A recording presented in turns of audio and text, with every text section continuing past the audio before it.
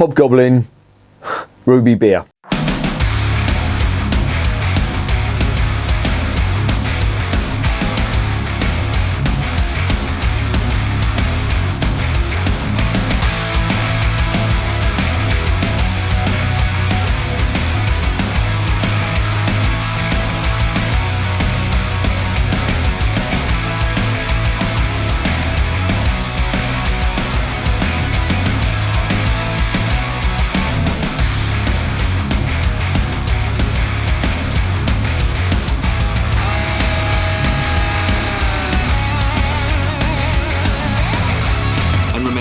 Life is too short to be drinking shitty beer.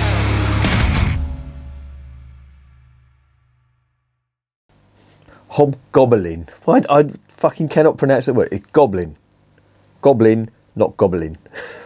I'll try and get that right. Welcome to another edition of Bands, Bikes and Booze Reviews. This is one I vowed I'd probably never review again, but get me reviewing it again. Now, the only reason I'm reviewing it is because I tried the King Goblin the other day. Did I just say goblin? Fuck it. If it's going to be goblin, it's going to be goblin. But I reviewed that the other day and I was mightily impressed with it. So much so that I thought maybe this stuff needs reviewing, because I do recall this used to be a great beer. I remember years ago when I was a lager drinker, I did try some of this and I actually quite liked it. And I do recall that I had a fair amount of pints and bottles of this stuff as well. It was only for certain occasions, and I do recall that there was a venue in Brixton that used to sell this, and I always made a point of drinking it when I was down there because it was nice, and they had it on cask, and it was good. Then that was a long time ago. That would have been early 2000s, maybe, possibly even earlier. Can't remember. But the brewery, the original brewery, the Wychwood brewery that was brewing this originally, was taken over eventually by Marstons, and that was in 2008. And I think you can put that down to around the time when this started tasting not so good. Now, when I first moved down to Kent, I met my missus and we used to go to a pub in Maidstone, believe it or not. And I do recall going in there and I noticed that they had Hobgoblin on cask. And I thought, oh, do you know what? Fuck it. I'll uphold a great tradition and have a pint watching the band. And I remember I got about halfway through it and I thought, this really isn't very nice at all. And that sort of put me off Hobgoblin completely, and I never touched it since then. And then after, when I first started reviewing the beers, basically, I picked some of this up and gave it a review. Now, this used to be a good beer, and I'm sure there's viewers watching this who recall the times when this was good. Now, I'm talking about possibly, late 90s, early 2000s. That's when I was drinking it, but I'm sure it was good before then.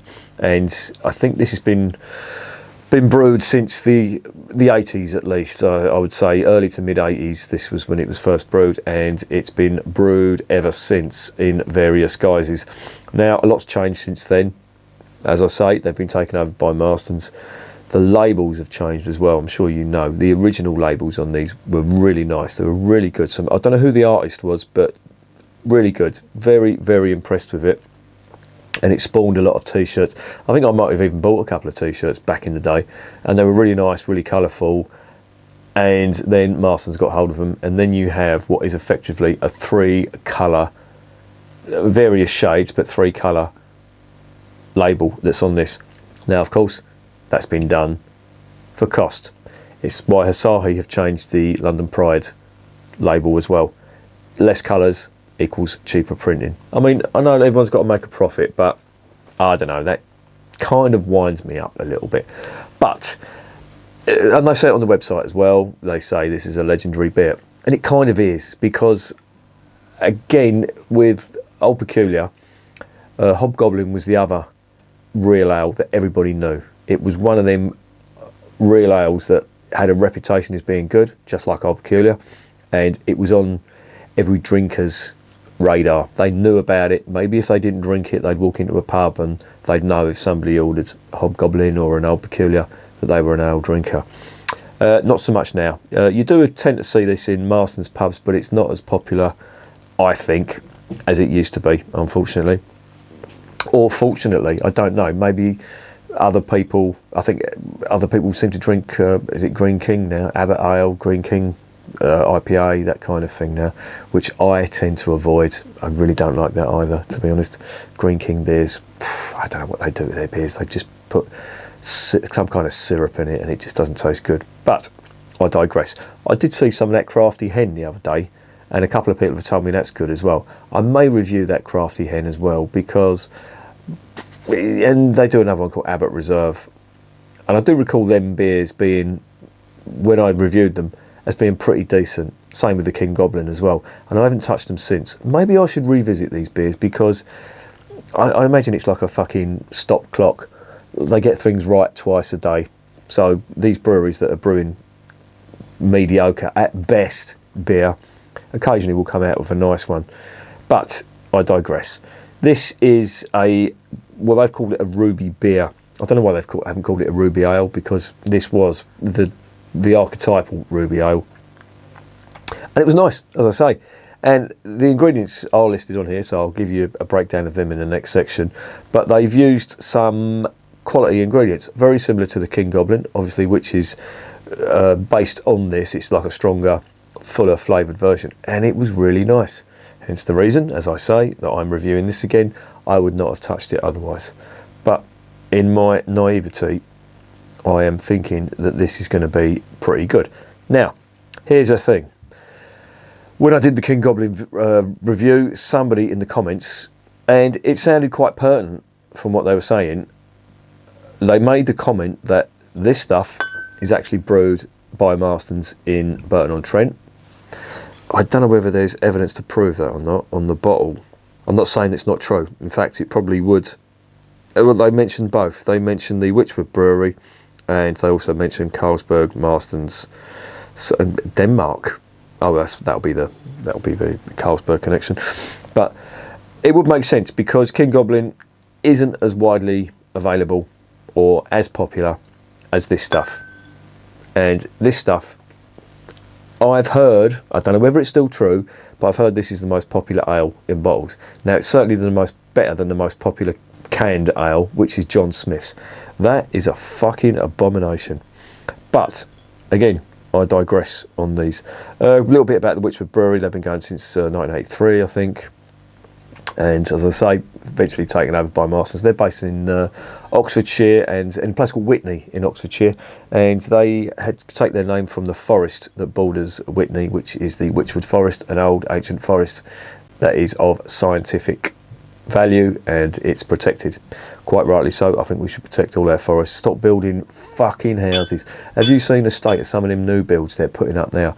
Now, as an ex-bricklayer, I look at them, and honestly, if you're thinking about buying a new build house, my advice to you is don't. I remember I worked on them years ago, and I'm going back to sort of mid-90s. I was on sites, and I do remember a couple. There was one in Wanstead, the old Wanstead Hospital. They were building flats, so I worked on them. And I remember building them, and there was doing partition walls in there, and I noticed that the rooms were tiny, the bedrooms were tiny, the living rooms were tiny, and these were flats that were going up. And I just remember thinking, how could anybody live in here? It's like a prison cell. And yeah, and nothing has changed my mind since. In fact, I've seen new build houses now that are even smaller, and I do recall, I'm not going to say the company I was working for, the main contractor, well, fuck them anyway. It was Wimpy, right? So fuck them, sue me, right? There was a couple that were coming in, and I was working on the show flat. There was a couple of little snagging bits outside that they'd got me to do. A bit of the pointing had fallen out. Nothing to do with me, but there was little bits of pointing that had been missed. So I was just outside, and I don't know what he was. I think he was Turkish or something like that. And he came up to me and he says, I'm thinking of buying one of these flats. What do you reckon? And I was smoking at the time. This was in the 80s. This would have been about 88 or 89. And I was smoking at the time, and I had a cigarette in my mouth. I took a puff out of it, and I went, if you do anything in this life, mate, don't buy one of these flats. I put these fuckers up, and they're shit. They've used the cheapest description of shit, and he was even doing it back then as well. Cheapest plaster boards. There was no render on the walls. It was just all dab and plasterboard and stuff like that, and the walls were paper thin. In this show flat, if you walked in there, you could hear everything, and there were timber frame buildings, and when you shut the door, the whole the whole building, you could hear it all through there. And I said, mate, don't buy them. Save your money, buy an old 1930s house, and you'll be much better off. These are a liability. They are waiting to fall down. And it's got worse. And there's a really good page. This is completely off topic, I know, but you know, public information. Think of it as a public information service.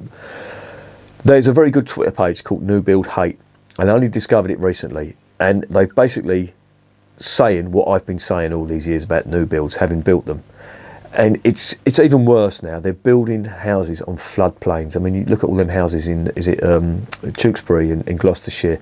They're flooded every year. They've a place in Kidderminster as well. They're flooded every year. They've just built them on floodplains.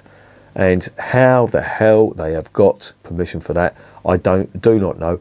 I think a few shekels have greased a few palms to get the planning permission for that. And I worked with a girl, and she had a new build house.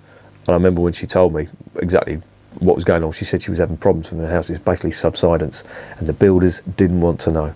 The fucking house was falling down, and they didn't want to know. And she'd paid over fucking £300,000 for that house. Honestly, that's maybe a topic for another video. But yeah, how the hell, reviewing Hobgoblin, do I get onto new build houses? Let's get on to the next section.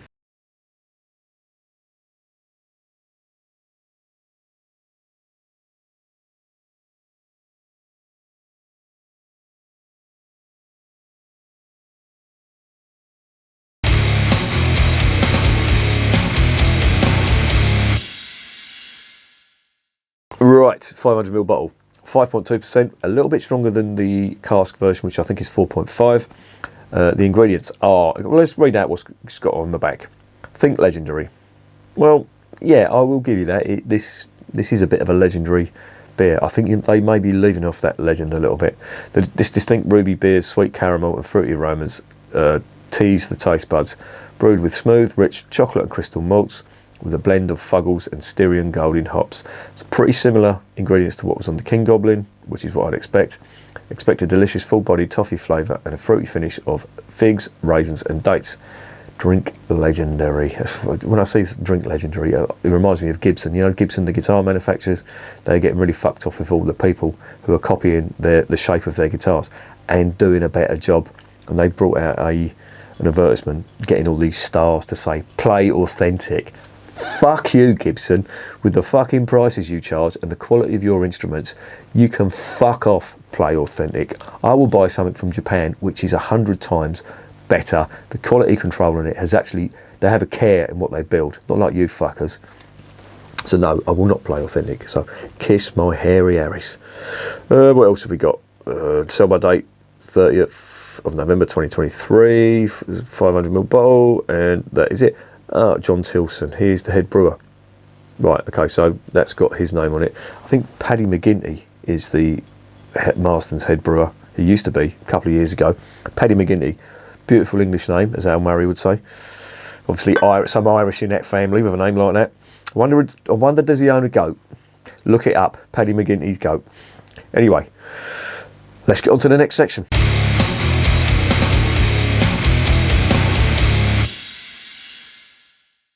Really don't know what to expect. Well, I do know what to expect, but I'm hoping it's not what I'm going to expect. There you go. There. See, again, they used to have a really nice cap on this, and that's what you're getting there. Very, very similar to what London Pride have done to their bottles.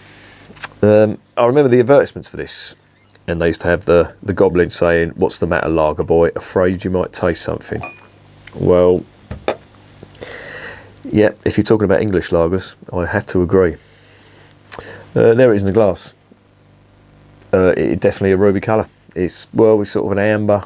It's got an amber hue on it, but it's basically a chestnut with an amber hue on the nose. Fuck me. There is actually some aroma.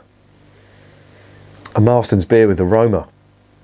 Fucking hell. Stop the lights, for fuck's sake. That doesn't smell bad, I have to say. Now, this is, I wouldn't say it's macro brewed, but it's brewed on a very, very large scale by macro brewers. And I've tasted some beers from smaller brewers, a lot smaller brewers, that haven't had as much aroma as this. I have to say the aroma has died down a little bit, but initially, that aroma was very nice indeed.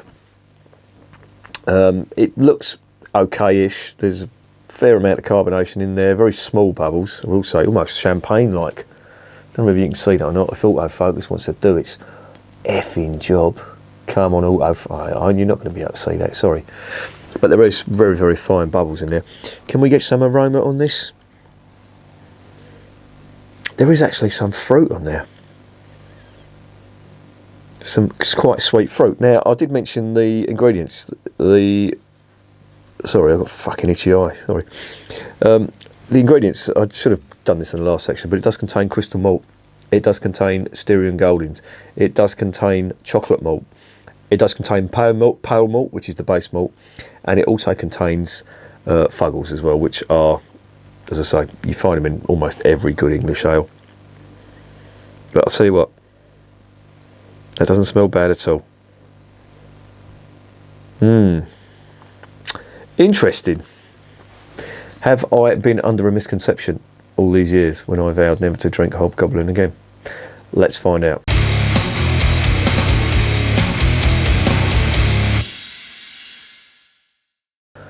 Good health.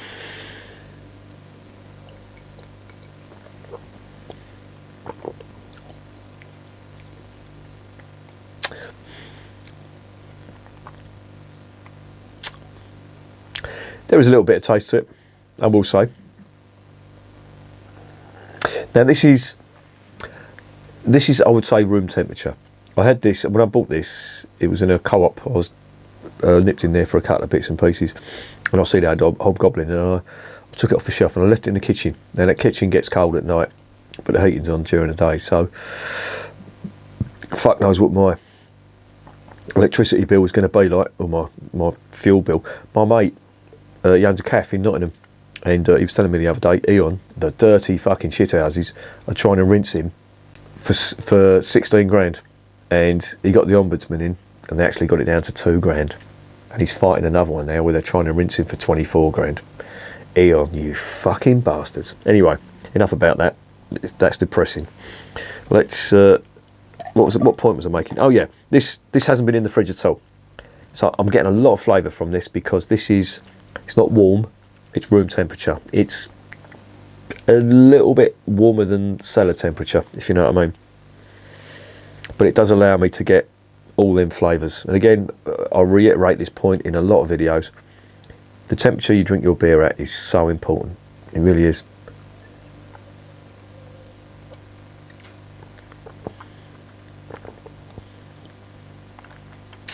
And you know what?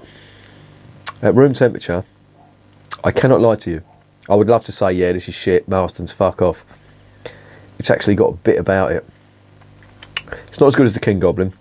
There is a slightly thinner body to it. The finish isn't as big, but there's definite fruit on there, and their description of fig and date is pretty accurate. There is dark, dried fruit on this that I'm getting. I wouldn't say in abundance, but it's there.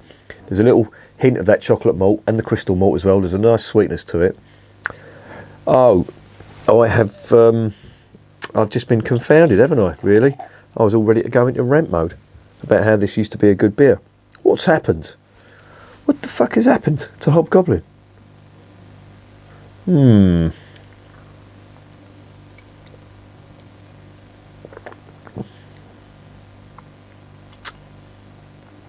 It ain't bad. And I have been slagging this off. Don't get me wrong, this used to be great. I mean, the flavours on this, I'm drinking this at room temperature now, and I'm getting some flavour from it. I'm not going to lie to you. I'd love to say this is shit, this is horrible, there's no flavour, it tastes like shit, blah, blah, blah. But it doesn't taste bad. The previous incarnations of Hobgoblin, I do recall, when I know I shouldn't really do this, and I've been called out for this before, quite rightly so. I shouldn't be comparing beer from memory, but I do recall it being a hell of a lot more flavoursome. But that could be, I mean, obviously, I think the recipe has changed over the years. The ABV has varied a little bit, And this is different to what's been brewed for the cask. The cask is 4.5, as I say, so it's a different recipe. And how much that varies, I don't know. But there is a distinct difference between the bottled stuff and the cask stuff, and I'm sure that they've changed the recipe. I'm sure Marston's bean counters have been in there and said, you'll be using this malt because we get it cheap rather than the malt you've been using. I don't know. I'd love to find that out. I think if I went on a brewery tour there, I'd be asking too many questions, and yeah, it could probably get them into trouble, or one of their employers into trouble. But I don't get the cloak and dagger. I mean, thankfully, this lot, they've actually put the they put the brew sheet on the website, which is good. A lot of brewers won't do that, like it's some big kind of fucking secret. And it's like, yeah, you can put a list of ingredients in there. Doesn't mean you're going to be able to reproduce exactly what you're doing. But yeah, again, digressing. Let's fucking get back to the beer.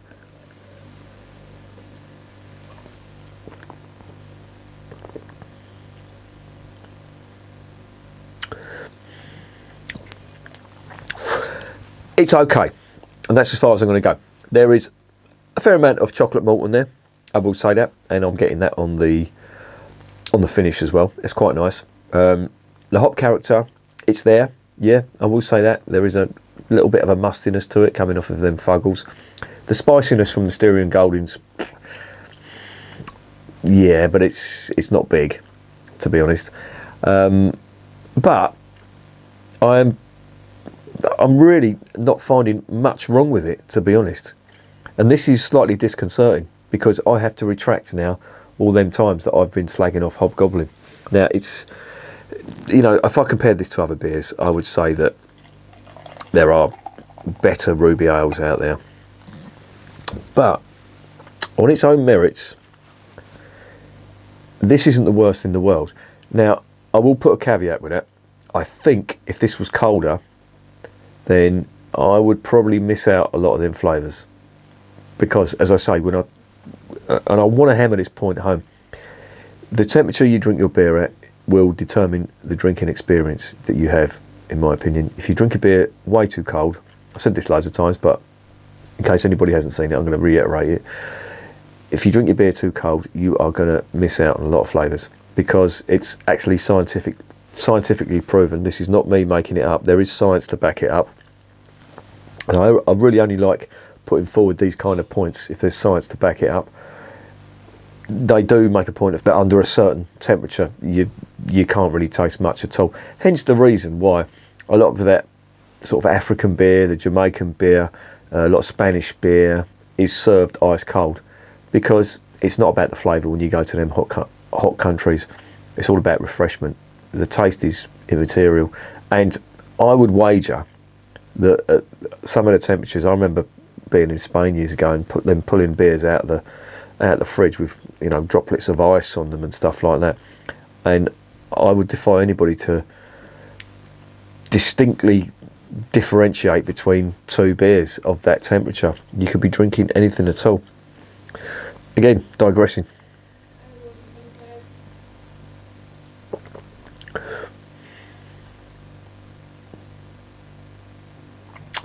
Yeah, can't complain.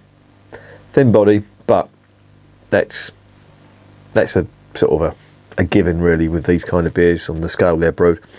There is flavour to it. I'm not going to lie to you. The flavours are not big, but they're there. I can't deny that they're not there. And at this temperature, I'm getting all of them, and it isn't unpleasant, I have to say. And it's really, this is a bitter pill for me, because, as I say, I think I've got a reasonably good idea of beer, but this is a good case in point of having a certain memory about a beer and just going by it for years, and then you're trying it again. I mean, I don't know, it may have changed I can't remember how long ago it was. It must be 3 years ago since the last time I tried this, because I just avoided it. Then, you know, as soon as Marstons put their stamp on it, I just tend to avoid that kind of beer, to be honest. But this isn't a bad one, I have to say.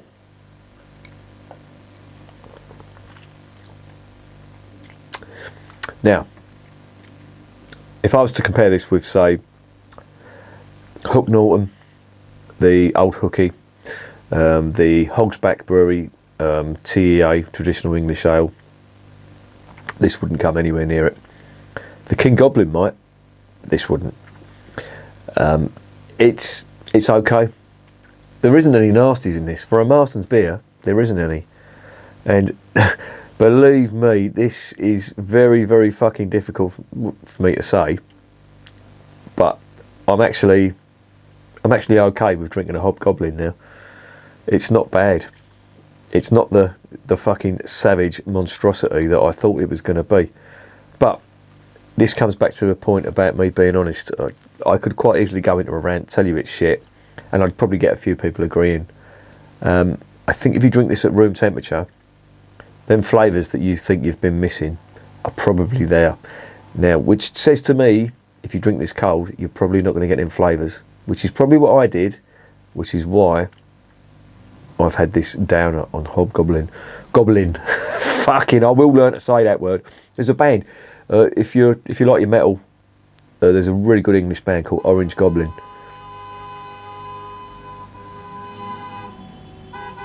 This is what they do around here.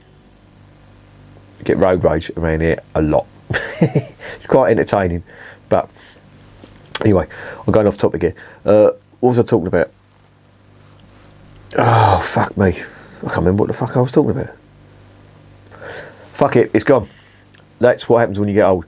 It's probably because I've been fucking bowled over by this. Oh yeah, I was going to make the point about being honest on this channel, and that's the ultimate goal of this channel, is to be honest.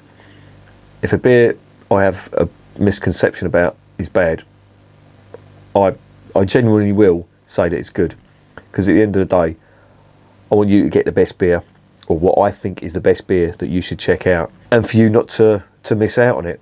And I think this, in a pinch, I probably would get some. And don't get me wrong, it would have to be the last beer on the shelf. Not saying that disparagingly too much, but this would have to be not in a fridge. It would need to be, I wouldn't say room temperature, but very, very, very slightly chilled. Because I think if you have this cold, if you take this straight out of the fridge, you're going to miss all them flavours. But I have to say, I'm enjoying this. This isn't too bad. I had visions of it going down the sink, and it's drinkable, certainly passable.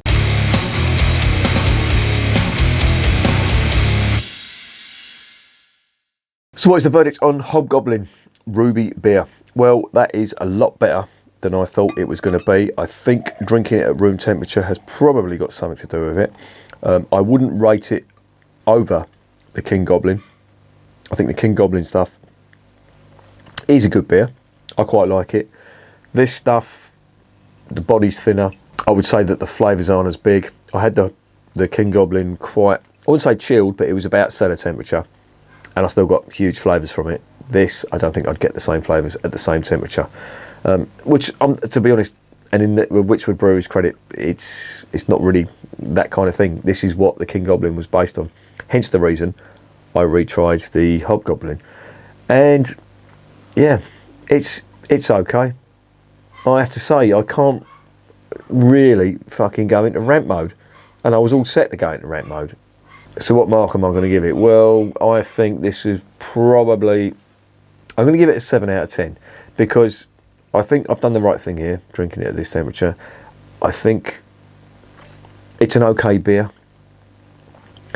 There are better beers out there, believe me. Much nicer, tastier ales.